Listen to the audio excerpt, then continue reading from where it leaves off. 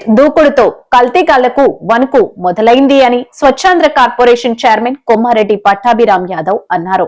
ఈ మేరకు ఆయన మీడియా సమావేశంలో మాట్లాడుతూ నకిలీ మద్యంలో ఎవరు ఉన్నా సరే సిట్ అధికారులు వదిలిపెట్టేది లేదని అన్నారు. కల్తీ జరిగినటువంటి వార్త నిజంగా కూడా ఎంతో మందిని కలచివేసింది. ఇంత మహాపాపమా, శ్రీవారి ప్రసాదాన్ని కూడా తమ ధనదాహాన్ని తీర్చుకోవటం కోసం కల్తీ చేస్తారా అని చెప్పి నిజంగా ప్రతి ఒక్కరూ కూడా ఎంతో బాధపడ్డారు. ఎంతో పవిత్రమైనది శ్రీవారి లడ్డూ ప్రసాదం. అటువంటి ప్రసాదాన్ని కూడా తమ ఖజానాన్ని నింపుకోవడం కోసం కల్తీ చేయటం అనేది ఎంతటి మహాపాపమో మనందరికీ తెలుసు. కానీ నిస్సిగ్గుగా మరి ఆనాటి ప్రభుత్వ పెద్దలు వైఎస్ఆర్ కాంగ్రెస్ పార్టీ ప్రభుత్వ హయాంలో టీటీడీ చైర్మన్లుగా పనిచేసినటువంటి జగన్మోహన్ రెడ్డి కుటుంబ సభ్యులు వైవి సుబ్బారెడ్డి కానీ కరుణాకర్ రెడ్డి కానీ వీరిద్దరూ చైర్మన్లుగా తిరుమల తిరుపతి దేవస్థానాన్ని దోచుకొని, శ్రీవారి సొమ్ముని దోచుకొని, ఆఖరికి శ్రీవారి ప్రసాదాన్ని కూడా కల్తీ చేసి మహాపాపానికి ఒడిగట్టారు.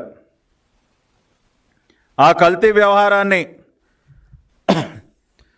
నిగ్గు తేల్చడానికి దేశ అత్యున్నత న్యాయస్థానం అయినటువంటి సుప్రీంకోర్టు ఒక స్పెషల్ ఇన్వెస్టిగేటింగ్ టీమ్ని ఏర్పాటు చేసి విచారణ చేయమని ఆదేశించినటువంటి పరిస్థితి. క్రైమ్ నంబర్ 470/2024 మరి ఎఫ్ఐఆర్ సంబంధించి విచారణ మొత్తం కూడా సిబిఐ ఆధ్వర్యంలో సుప్రీంకోర్టు ఆదేశాల మేరకు స్పెషల్ ఇన్వెస్టిగేటింగ్ టీం మరి ఇదంతా కూడా విచారణ చేస్తూ ఉంది.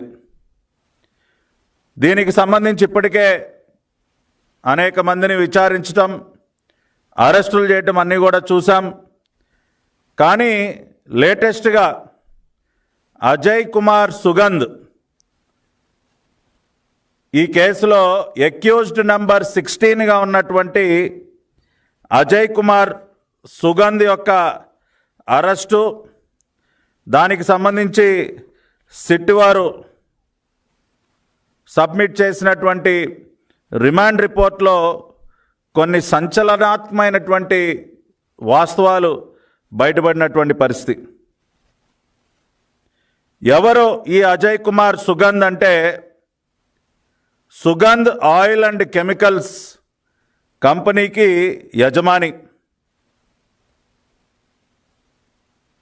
న్యూఢిల్లీలో పంజాబీ బాగ్ వద్ద ఉన్నటువంటి సుగంధ్ ఆయిల్ అండ్ కెమికల్స్ యజమాని అయినటువంటి అజయ్ కుమార్ సుగంధ్ మరి ఈ కేసులో ప్రధాన ముద్దాయిలైనటువంటి Pomil Jain, Vipin Jain, Bholebaba organic dairy milk private limited Bholebaba dairy యజమానులైనటువంటి పొమిల్ జైన్, విపిన్ జైన్ వీరిద్దరికీ కూడా అత్యంత సన్నిహితుడు ఈ అజయ్ కుమార్ సుగంధ్.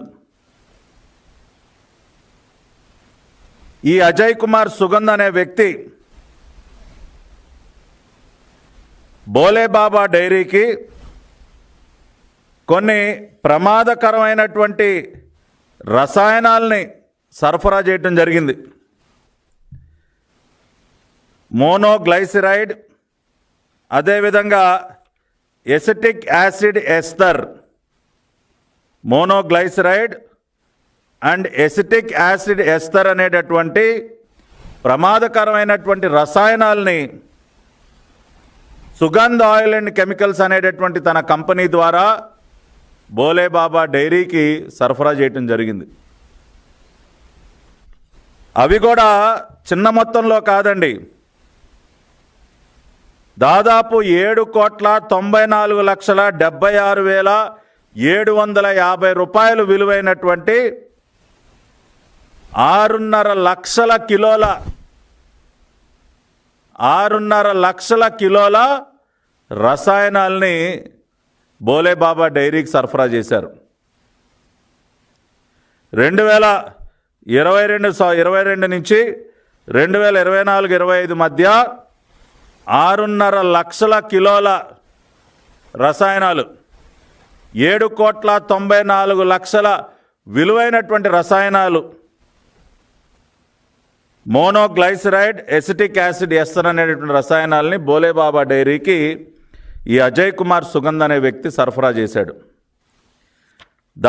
వాటిని ఉపయోగించి బోలేబాబా డైరీ వారు టీటీడీకి కల్తీ నెయ్యిని వారు సరఫరా చేయటం జరిగింది. ఎంత మొత్తంలో సరఫరా చేశారండి? 68.17 లక్షల కిలోలు,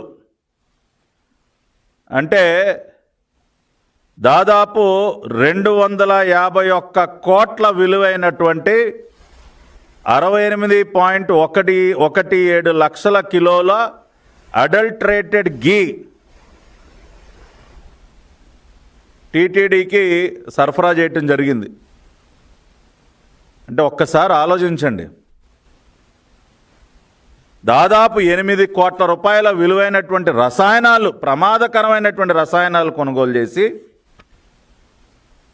68.17 లక్షల కేజీల కల్తీ నెయ్యిని టీటీడీకి సరఫరా చేసి 251 కోట్ల రూపాయలు వారు దోచుకున్నారంటే నిజంగా ఎంతటి పాపం అండి. దీనికి ఏమి జవాబు చెప్తారు? ఇవాళ వాళ్ళ దిక్కుమాలిన ఆ పకోడీ పేపర్లో ఇంకా కూడా సమర్థించుకుంటూ ఉన్నారు.